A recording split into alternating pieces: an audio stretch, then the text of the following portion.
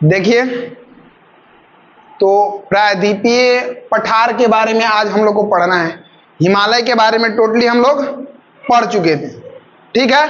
हिमालय का डिवीजन पढ़े थे ना, सबसे ऊपर ट्रांस हिमालय, फिर बृहत हिमालय, फिर लघु हिमालय, उसके बाद में शिवालिक हिमालय, उसके बाद में नदियों के आधार पर हिमालय का वर्गीकरण हम पढ़े थे, ठीक है।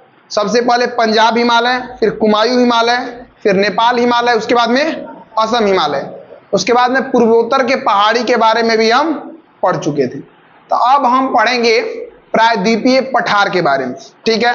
तो सबसे पहले आप थोड़ा मैप में ये देख लीजिएगा, ठीक है। तो मैप में आपको दिखाने से पहले बेसिकली इसके बारे में चीज हम आपको बता देते हैं।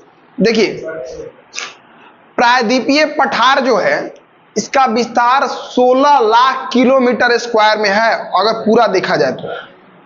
समझ रहे हैं? लगभग कितना? 16 लाख किलोमीटर स्क्वायर में इसका विस्तार है प्रायद्वीपीय पठार का, ठीक है।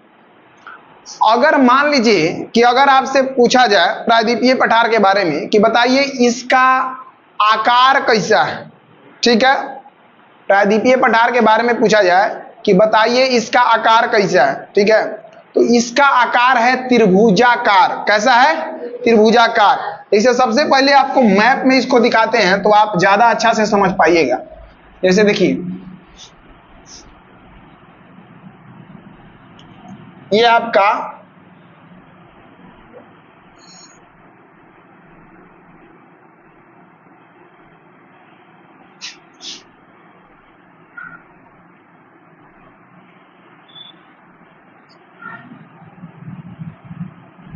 ये मान लीजिए आपका हो गया इंडिया, ठीक है। तो ये वाला जो सेक्टर है यहां से पूरा लेकर के, और ये वाला जो पूरा एरिया है ये है आपका कौन? प्रायद्वीपीय पठार। समझे? इसके अलावा में आपका यहां भी एक एरिया है और ये भी आ जाता है प्रायद्वीपीय पठार में। मतलब जो भी घेरे हैं ये सब किसके अंतर्गत आएगा? प्रायद्वीपीय पठार। समझे? तो सबसे पहले अगर आपसे पूछेंगे कि बताइए कुल इसका मतलब क्षेत्रफल कितना है, ठीक है। तो कुल क्षेत्रफल अगर पूछे इसका कितना है तो आपको ध्यान रखिएगा 16 लाख किलोमीटर स्क्वायर में फैला हुआ है। कितना? 16 लाख किलोमीटर स्क्वायर, ठीक है। हम भारत का टोटल क्षेत्रफल पढ़ते हैं तो बताते हैं आपको 32 लाख, ठीक है। 32,87,263 वर्ग किलोमीटर। तब 32 लाख है या 16 लाख है, तो बताइए आधा हो गया कि नहीं? लगभग, ठीक है। तो अगर पूछेंगे कि भारत का कितना % भाग में प्रायद्वीपीय भारत फैला हुआ है, ठीक है, तो याद रखिएगा ये 48%, ठीक है। तो इसका क्षेत्रफल कितना है? भारत के कुल क्षेत्रफल का इसका क्षेत्रफल कितना है? 48%। तो आप ऐसे लिखिएगा भारत के कुल क्षेत्रफल का, ठीक है, ये कितना है? 48%, ठीक है। हम आपको शॉर्ट में लिख दिए। अब देखिए इसका आकार कैसा है, समझते चलिए। तो आप देखिए इन्हें 2 गो कोना निकलल है और यहाँ पे 1 गो कोना निकलल है। कैसा दिख रहा है? त्रिभुज के जैसा दिख रहा है। तो इसका आकार कैसा होगा? त्रिभुजाकार, ठीक है। तो अगर पूछेंगे कि बताइए इसका आकार कैसा है, आकार, तो आप कहिएगा कि आकार है त्रिभुजाकार, ठीक है। उसके बाद में आपसे पूछा जाए कि बताइए इसका औसत हाइट कितना है। प्रायद्वीपीय पठार है तो औसत मतलब कहते हैं बराबर, किसी का तनी ज्यादा हो गया, किसी का थोड़ा कम हो गया, तो मिला के हम कहते हैं औसत ऊंचाई। तो पूछेंगे इसका औसत ऊंचाई कितना होगा, तो आप कहिएगा 600 से 900 मीटर, ठीक है। तब पूछेंगे कि औसत ऊंचाई इसका कितना है, तो बताइए कितना है? 600 से 900 मीटर, ठीक है। अब देखिए ऊपर मैप में कदी होता है उत्तर और नीचे कदी होता है दक्षिण, और इधर कदी होता है पूरब और इधर कदी होता है पश्चिम, ठीक है। तो आपको ध्यान रखना है कि उत्तर में ही रायसीना हिल्स से लेके, मतलब रायसीना हिल्स यानी कह सकते हैं पहाड़ी, ठीक है। तो ध्यान रखिएगा कि उत्तर में ये जो है ये रायसीना हिल्स है। उत्तर में क्या है? रायसीना हिल्स, ठीक है, उत्तर में। और दक्षिण में पूछेंगे कि कौन हिल्स तक, तो कार्डेमम, ठीक है। तो उत्तर में रायसीना से दक्षिण में कहां तक? कार्डेमम तक। और इधर अगर पूछे तो पश्चिम में आप ध्यान रखिएगा, थोड़ा और इधर आ जाता है, थोड़ा मतलब ऐसे आ जाता है, ऐसे। अब पश्चिम में आपका गिर पहाड़ी, कौन पहाड़ी? गिर पहाड़ी से, और पूरब में आपका हो जाता है राजमहल की पहाड़ी तक। कौन पहाड़ी तक? राजमहल की पहाड़ी। ठीक है, तो अब आपको ये चीज ध्यान रहेगा, उत्तर में रायसीना से दक्षिण में कहां तक? कार्डेमम तक। ठीक है, और आपका पश्चिम में गिर पहाड़ी से पूरब में कहां तक? राजमहल तक। समझे? तो ऐसे ही टोटली फैला हुआ है। समझे? हम पूछेंगे कि आपका हाइट ऊपर में, तो बाल से यहां से नापना शुरू करेंगे, माथा से लेके गोड़ तक। ठीक है, और एने कारी तो यहां से लेकर के यहां तक। तो बिल्कुल ऐसा ही उत्तर में रायसीना से कार्डेमम तक, और एनेकारी पश्चिम में गिर से लेकर के और पूरब में राजमहल की पहाड़ी तक। ठीक है, इतना ध्यान आप रखिएगा। अब आप ध्यान रखिएगा तो आपको ये भी ध्यान रखना होगा एक एक चीज, कि ये उत्तर से लेकर के दक्षिण तक कितना किलोमीटर तक है। समझे? जैसे आप टोटली भारत का पढ़ रहे थे तो उत्तर से दक्षिण पढ़े थे 3214 किलोमीटर पढ़े थे। ठीक है, उत्तर से दक्षिण तक। ठीक है, और एने कारी पढ़े थे 2933। ठीक है, तो यहां पे ध्यान रखिएगा कि ये तो 3214 हो गया ना पूरा, लेकिन यहां से यहां तक कितना है, तो ये ध्यान रखिएगा 1700। कितना? 1700 किलोमीटर। तो उत्तर से दक्षिण तक मतलब इसका अगर पूछे तो उत्तर से दक्षिण तक टोटल दूरी कितना हो जाएगा? 1700 किलोमीटर। कितना? 1700 किलोमीटर। ठीक है, और अगर आपसे पूछें कि बताइए पश्चिम से पूरब तक कितना, तो 1400। ध्यान रखिएगा, पश्चिम से पूरब तक कितना होगा? 1400। ठीक है, तो ये ध्यान रखिएगा। तो यहां पे 3400 किलोमीटर, यहां पे कितना? 1400 किलोमीटर। ठीक है, तो ये ध्यान रखिएगा। तो बताइए इनमें कोनो दिक्कत नहीं ना है? चलिए, तो ये आप ध्यान रख लीजिए। ये हो गया आपका कितना? 1700, और यहां पे ये कितना हो गया टोटल? ये आपका आ जाएगा 1400। ठीक है, अब देखिए यहीं तक सीमित नहीं हो जाता, हम इसको राजमहल का मान लेते हैं, लेकिन आगे यहां पे देखिएगा तो यहां पे हमको मिलेगा मेघालय का पठार। अभी हम आपको पठार भी बताएंगे इसमें, तो वो भी किसके अंतर्गत आ जाता है?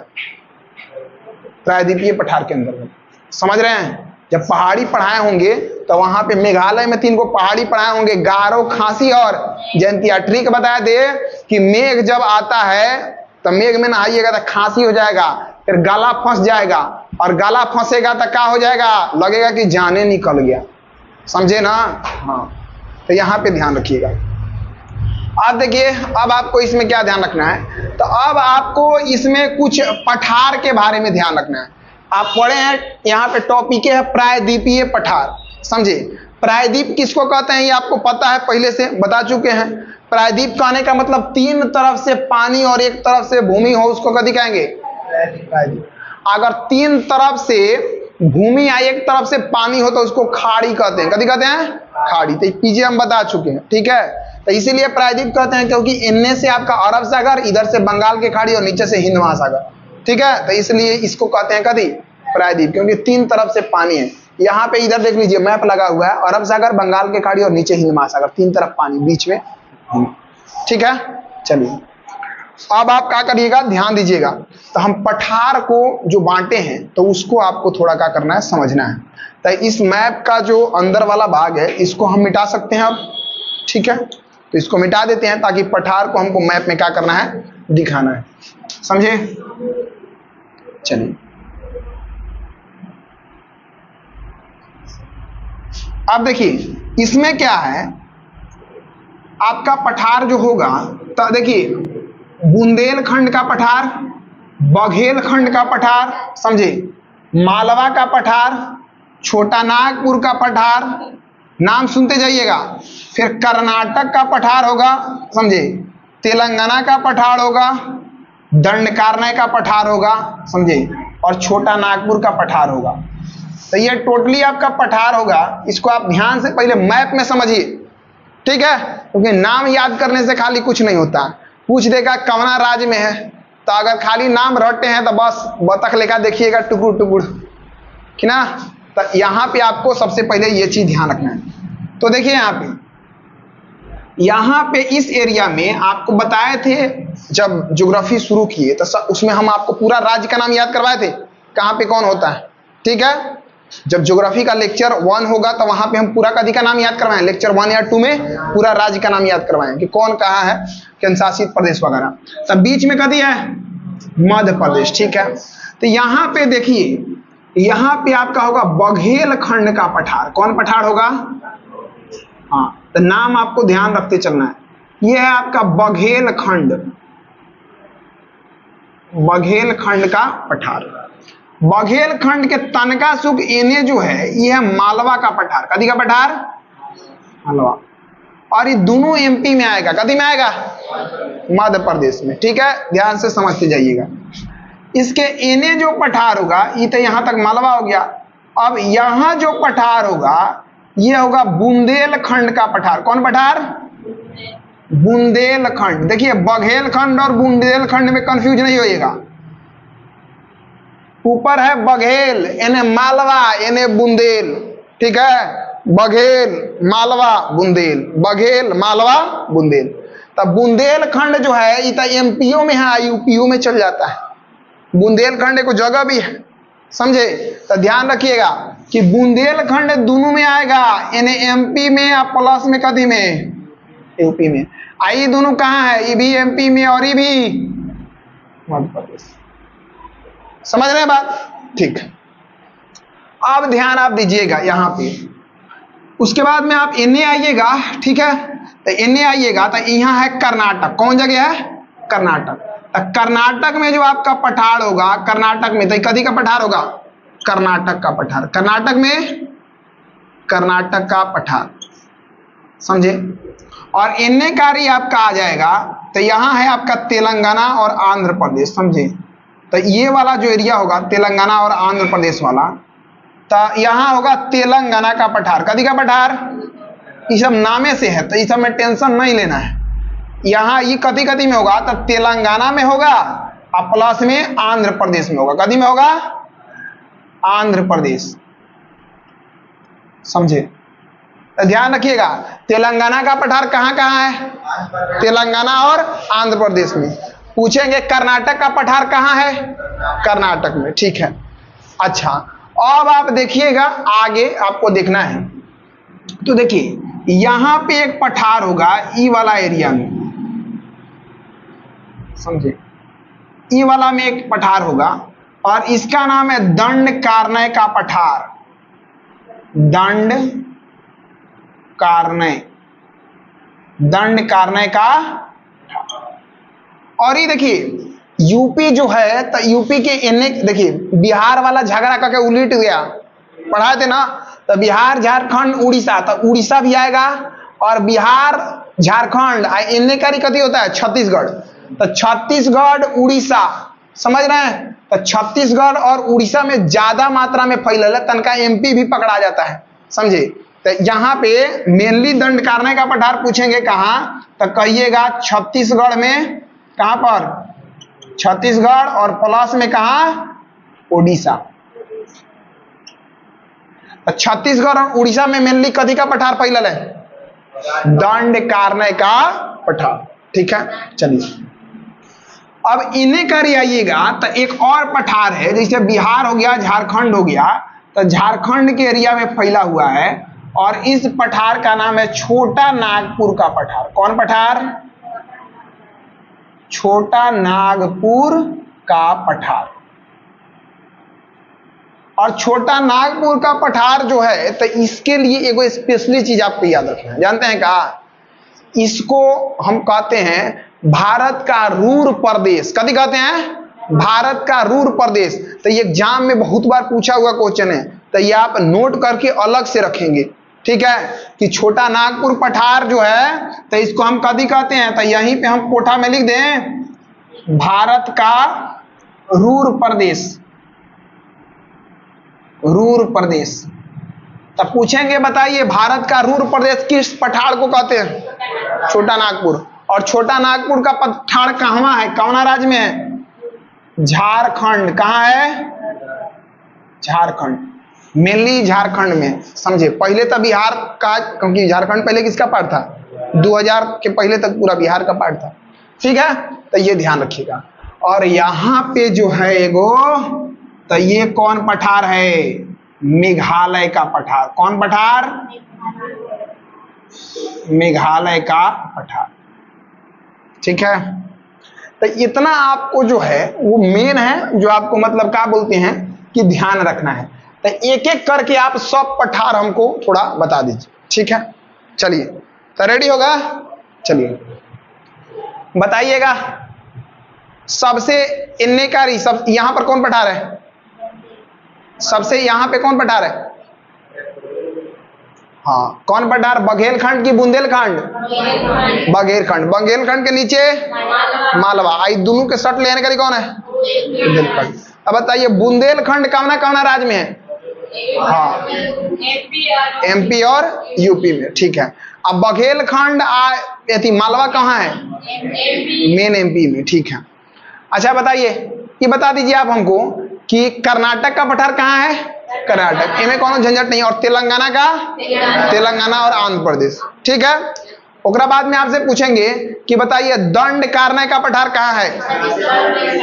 छत्तीसगढ़, उड़ीसा, ठीक है। तो ऐसे ध्यान रखिएगा, अगर नहीं याद हो दंडकारण्य, क्योंकि देखिए कर्नाटक से तो कर्नाटक मारा जाएगा, तेलंगाना से तेलंगाना मारा जाएगा, आंध्र प्रदेश सटल है तो आप मार दीजिएगा, ठीक है। यहाँ बघेल और बुंदेल में कंफ्यूज होइएगा तो बुंदेल ध्यान रखिएगा, ठीक है। तो बुंदेल तो एमपी और यूपी, ये ध्यान रखिएगा आप। तो बघेल का होगा ऊपर हो जाएगा। मालवा तो म से मालवा, म से मध्य प्रदेश, तो यहां से आप तो दिमाग लगा लीजिएगा। अब दंडकारण्य में आप कंफ्यूज हो जाइएगा, तो ध्यान रखिएगा वो का किया, जैसे दो आदमी झगड़ा हुआ तो ध्यान रखिएगा वो ओकर छाती के बाती तोड़ दिया, यही से ओकरा का किया गया, जब गया न्यायालय में तो ओकरा का किया गया? दंड दिया गया। क्या किया गया? दंड दिया गया। अब जैसे दो गोड़ा झगड़ा कर रहा है, ओकरा मारा एकदम पूरा, क्या किया? करखा दिया, समझे। तो ओ से कथी हो गया? उड़ीसा। ओ से उड़ीसा, तो ओ कथी कर दिया? समझ रहे हैं ना? तो छत्तीसगढ़, वो छाती का बाती क्या कर दिया? तोड़ दिया। तो ओ से उड़ीसा, कदी तोड़ा? छाती के बाती, तो छत्तीसगढ़। तो उड़ीसा और छत्तीसगढ़, और जब तोड़ दिया तो क्या दिया गया? ओकरा दंड दिया गया। तो कौन पठार? दंड करना। तो ऐसे याद हो जाएगा ना पूरा। वो छाती का बाती तोड़ दिया तो क्या दिया गया? उसका दंड दिया गया। प्रेम से तो छोड़ा नहीं जाएगा, ठीक। तो ये हो जाएगा दंड करने का पठार उड़ीसा और छत्तीसगढ़ में, ठीक है। और छोटा नागपुर का पठार था, छोटका भैयावा है, छोटका सा जो होता है बराबर झगड़ा करते रहता है, समझे। बात बात पर झगड़ा करेगा। हाँ, ओकरा के बड़का के हई दिया था, हमरा के तो ना दिया था, हमरा तो मनबे ना करल ऐसा, समझे। जबकि घर में सबसे ज्यादा दुलार कौना के होता है? छोटके सके होता है कि नहीं? तो ये चीज ध्यान रखिएगा। तो यहाँ पे बताइए, अब हम लोग में है तो हमार बर्थडे वर्डे न मनता है समझ रहे हैं? जब सबसे छोटा है उसका बर्थडे मनता है, तो वही बात है। तो यहाँ पे ध्यान रखिए कि छोटा नागपुर, तो छोटका सा झगड़ा कर लेता है, तो छोटा नागपुर का पठार कहाँ होगा? झारखंड में, ठीक है। और किस पठार को भारत का रूर प्रदेश कहते हैं? छोटा नागपुर का पठार। कौन पठार? छोटा नागपुर पठार, ठीक है। आएगो होन्नेकारी है अलगे, कौन? मेघालय का पठार। कहाँ है? मेघालय में। मेघालय का पठार कहाँ है? मेघालय। तो इस सब पठार किस भारत का भाग है? प्रायद्वीपीय पठार के अंतर्गत ये सब आ जाता है, ठीक है। तो यहां तक में कोनो दिक्कत नहीं ना? अब देखिए, अब हम लोग को इसमें पढ़ना है पहाड़िया के बारे में, समझ रहे हैं? ठीक है, कौन पहाड़ी कैसे कैसे है, ठीक है। जैसे आप यहाँ पे बीच से पढ़ना शुरू करेंगे, अरावली का पहाड़ी, बिंद, सतपुड़ा, फिर आप नीचे आएंगे, ठीक है। नीचे आप आके इधर मैकाल पढ़ना शुरू करेंगे, राजमहल भी पढ़ेंगे। फिर नीचे आप आएंगे तो नीचे में आपको नीलगिरी पढ़ना है, फिर आपका क्या बोलते हैं, अनाईमुदी पढ़ना है, ठीक है। उसके बाद में आपको पढ़ना है कार्डेमम, ठीक, मतलब अन्नामलाई का सबसे ऊंचा चोटी अनाईमुदी है। उसके बाद में कार्डेमम, और इतना मेन जब हम पढ़ लेंगे तो क्या हो जाएगा, टॉपिक खत्म हो जाएगा, समझ रहे हैं। तो आगे अभी हम आपको क्या करते हैं कि फिलहाल अरावली, बिंद और सतपुड़ा के बारे में बता देते हैं। समझ रहे हैं बात? ठीक है, तो ये पठार को थोड़ा आप माइंड में रखिएगा। अब जैसे देखिए, अभी हम इसलिए इसको नहीं मिटा रहे हैं ताकि आपके दिमाग में थोड़ा ये चीज चले। ठीक है, तो आपको हम एक छोटा मैप बना के और यहां पे हम बताने का कोशिश कर रहे हैं, ध्यान रखिएगा।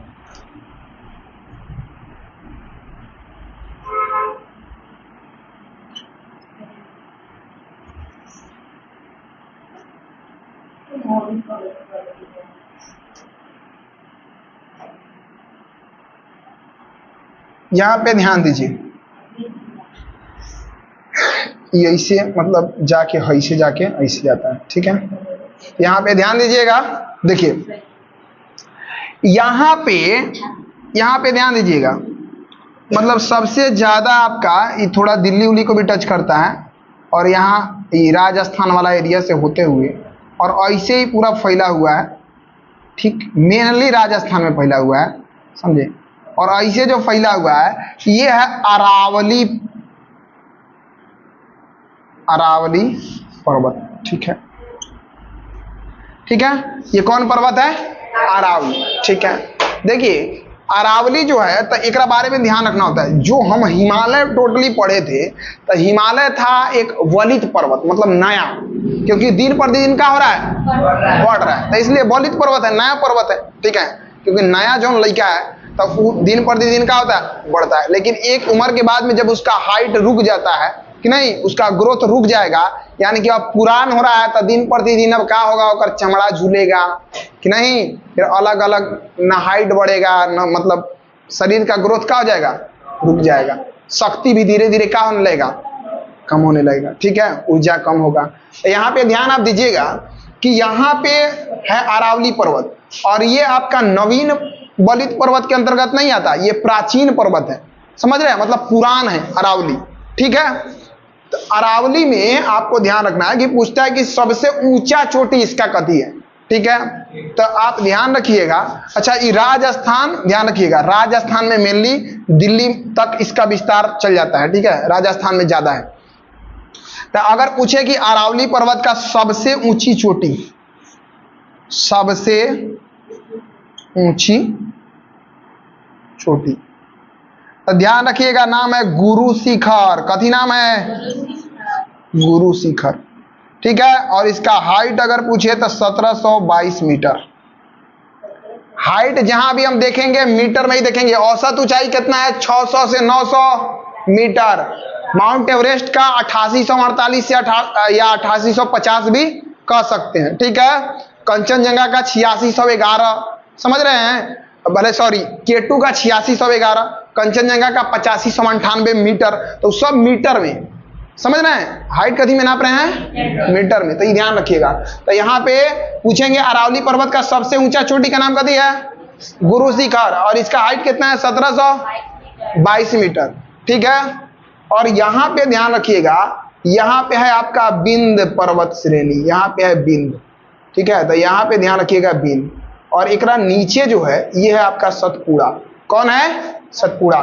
तो ऊपर है बिंद और नीचे है सतपुड़ा। और ध्यान दीजिएगा, एकरा बीच से एगो नदी निकलती है, इसके बीच से, और इस नदी को हम कहते हैं नर्मदा नदी। कौन नदी कहते हैं? नर्मदा। और एकरा नीचे से एगो नदी बहती है, ओकरा हम बोलते हैं कौन नदी? ताप्ती नदी। समझे? आगे जब हम आपको पढ़ाएंगे तो ज्यादा डिफाइन करके, मतलब पूरा जब नदी पढ़ाएंगे ना, तो वहां पे फिर हम आपको बताएंगे। ठीक है, तो ध्यान रखिएगा, बिंद और सतपुड़ा के बीच से कौन नदी बहती है? नर्मदा। ठीक है, और सतपुड़ा के नीचे से कौन नदी? ताप्ती। तो ये आपका बिंद पर्वत श्रेणी है,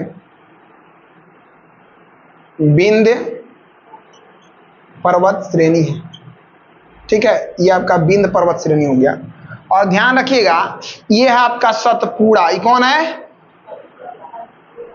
सतपुड़ा पर्वत श्रेणी। ठीक है, तो ये आपका सतपुड़ा पर्वत श्रेणी हो गया। तो सतपुड़ा पर्वत समझ लीजिए।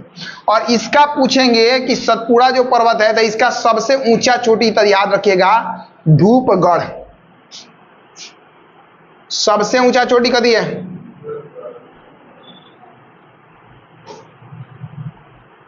सबसे ऊंचा चोटी, तो याद रखिएगा धूपगढ़। धूपगढ़।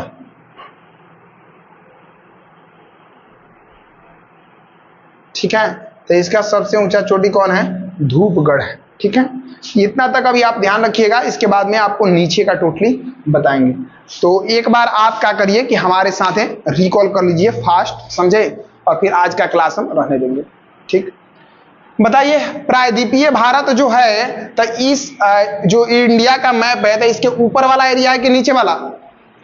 नीचे वाला। कौन वाला एरिया है? नीचे वाला। ये बताइए प्रायद्वीपीय भारत का आकार कैसन है? त्रिभुजाकार। ठीक है, ये बताइए कि कुल क्षेत्रफल कितना है? 16 लाख किलोमीटर स्क्वायर। ठीक है, तो टोटल भारत का जो क्षेत्रफल आप पढ़ते हैं 32,87,263 वर्ग किलोमीटर। तब 32 लाख का अधिया 16 लाख है लगभग में, यानी कि 100 का अधिया 50 होगा, तो 50 के आसपास ही रहेगा। यानी क्षेत्रफल टोटल कितना होगा इस भारत के क्षेत्रफल का? 48 के आसपास है ना। ठीक, और बाद बताइए इसका औसत ऊंचाई कितना होगा प्रायद्वीपीय पठार का? 600 से 900 मीटर। और अगर पूछेंगे उत्तर से दक्षिण तक इसका टोटली दूरी कितना है, डिस्टेंस? 1700 किलोमीटर। और पश्चिम से पूरब तक कितना? 1400। समझ रहे हैं बात? ठीक है, और बाद में आपसे पूछेंगे कि इसके अंतर्गत हम कुछ पठार देखे थे। तो देखिए ध्यान दीजिए, यहां पर हम सबसे ऊपर देखे थे कौन? बघेलखंड की बुंदेलखंड? बघेलखंड के नीचे कभी था मालवा। ठीक है, अब इनमें तो इतना ही आ रहा होगा कैमरा में, तो इसलिए ऊपर बताना पड़ रहा है। अब बघेलखंड के नीचे मालवा। अच्छा, बघेल और मालवा के इन्ने कारी कौन था? बुंदेलखंड। तब बघेल और मालवा मध्य प्रदेश में, अब बुंदेलखंड कहाँ? मध्य प्रदेश और यूपी में। तो देखिए बुंदेलखंड मध्य प्रदेश और यूपी में। कर्नाटक का पठार कहाँ? यहाँ ध्यान दीजिए, कर्नाटक का पठार कर्नाटक में। और तेलंगाना का पठार कहाँ होगा? तेलंगाना और आंध्र प्रदेश। तो इतना नाम से पकड़ा जाएगा। अच्छा, ये बताइए पकड़ के छाती के बात ही तूर दिया तो कथी मिलेगा? दंड मिलेगा नू। तो ओ से उड़ीसा, चाहे ऊ भी कहिएगा तो उड़ीसा। समझ रहे हैं? ऊ छाती के बात ही तूर दिया तो ऊ से उड़ीसा, छाती मतलब छत्तीसगढ़। ठीक है, तो कथी मिलेगा? दंड मिलेगा कि नहीं? हाँ, तो दंड करने पठार। समझ गए बात? ठीक है, और बाद में आप यहाँ पे ध्यान दीजिएगा, छोटा नागपुर का पठार, तो छोटका सा क्या करता है? खाली झगड़ा करेगा। समझ रहे? छोटका लड़का सब खाली मारे पीट में रहता है, तो ध्यान रखिएगा। तो छोटा नागपुर का पठार कहाँ होगा? झारखंड में। और भारत का रूर किस पठार को कहते हैं? हाँ, और छोटका सा रूस भी जाता है ना, रूस जाता है, बात बात पर ना खाएं बउआ हमर खा ला कि नहीं, तो बात बात पर रूस जाता है कि नहीं। तो ध्यान रखिएगा। अब मम्मी पहले ओकरा मनाती है कि ना खा ला, तू हमार राजा बेटा बाड़ा, तू हमार सोना बेटा बाड़ा, खा ला। और जब न मानता है, जब मम्मी के पारा हाई होता है, तो पकड़ के झोंटा लेके धावा धप चलता है ना। ठीक, तो वही ध्यान रखिएगा। छोटका सा बार बार झगड़ा कर लेगा, मनाया जाएगा, नहीं मनाएगा मतलब रूस जाता है बार बार। ठीक है, तो पहले प्रेम से, आज जब बात से नहीं मानता है जो ओकरा ला कथी ठीक है, तो देखिए ओकरा बाद में देखिए, और मेघालय का पठार कहाँ होगा? में कोनो दिक्कत ना है नहीं। ओकरा बाद में इंडिया जो आप टोटल देखे हैं, तो आपको बताया ना अरावली, बताए हैं अरावली पर्वत श्रेणी। तो बताइए अरावली नयका है कि पुरानका है? प्राचीन है, पुराना है, समझे। और एक और सबसे ऊंचा चोटी के नाम कथी है? गुरु शिखर। तो देखिए यहाँ बताया है ना, अरावली पर्वत श्रेणी सबसे ऊंचा है, इसका चोटी का नाम कथी होगा? गुरु शिखर, 1722 मीटर। ठीक है, और उसके बाद में देखिएगा ये होगा बिंद पर्वत, और बिंद के नीचे कथी होगा? सतपुड़ा। और सतपुड़ा के सबसे ऊंचा चोटी का नाम कथी है? धूपगढ़, समझे। हाँ, सतपुड़ा के सबसे ऊंचा चोटी धूपगढ़। नहीं, अगर एमे भी अगर कंफ्यूजन होगा तो ध्यान रखिएगा कैसे, सतपुड़ा। ठीक है, अब मान लीजिए कि हम पूजा पाठ करते हैं तो सत के लिए करते हैं कि असत के लिए? सत के लिए। तो जब पूरा मतलब सही से, ठीक है, आप पूजा पाठ कर लेंगे तो उसके बाद लास्ट में कथी देना होता है? धूप देना होता है, तबे ना जाके पूजा खत्म होता है, लास्ट पे धूप देना होता है। हाँ, तो ध्यान रखिएगा सतपुड़ा। अच्छा, ऐसे भी याद रखिएगा, सत से सब आदमी है, पूरा मतलब पूरी का इंतजार कर रहा है, तो पूरी खाने से पहले कथी देना होगा? धूप देना। अरे के वो साहब जी, पहले धूप देना होगा ना, तब ना पूजा खत्म होगा तो पूरी मिलेगा। ठीक है, तो सतपुड़ा धूपगढ़। ठीक है, तो ऐसे ध्यान रख लीजिएगा जो आपको अच्छा लगे। तो बताइए इनमें कोनो दिक्कत है? तो ठीक है, आगे हम लोग नीचे का पूरा देखेंगे।